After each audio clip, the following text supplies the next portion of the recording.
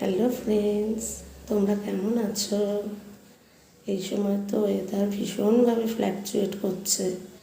এই ঠান্ডা তো এই গরম, এই ফ্যান চালাতে হচ্ছে তো এই গায়ে একটা হালকা চাদর দিতে হচ্ছে। অবশ্য আমরা সবাই জানি যে এই সময়টাই তো রোগ ব্যাধির আতুর ঘর। সবাই সাবধানে থেকো।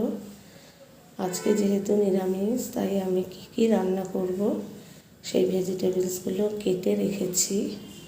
রান্না হলে তোমাদের সাথে শেয়ার করব। তো দেখো, আমার রান্না হয়ে গেছে। যেহেতু আজকে নিরামিষ, তো আজকে করেছি ভাত, আর যে সবজিগুলো কেটে রেখেছিলাম সেগুলো দিয়ে আর কুমড়ো শাক দিয়ে করে নিলাম একটা কুমড়ো শাকের তরকারি। সাথে বড়ি আর বাদাম ভেজে দিয়েছি একটু।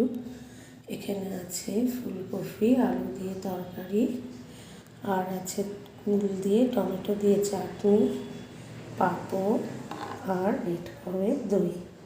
আজকে মেয়ে বলে গেছে ডাল খাবো না, স্কুল থেকে এসে দই দিয়ে ভাত দিয়ে খাবো। আসলে এমনি স্কুল থেকে আসতে অনেক দেরি হয়ে যায়, 2টো বেজে যায়, তারপর আর এসে বেশি খেতেও পারে না। তো যাই হোক, এই আজকে আমার মেনু।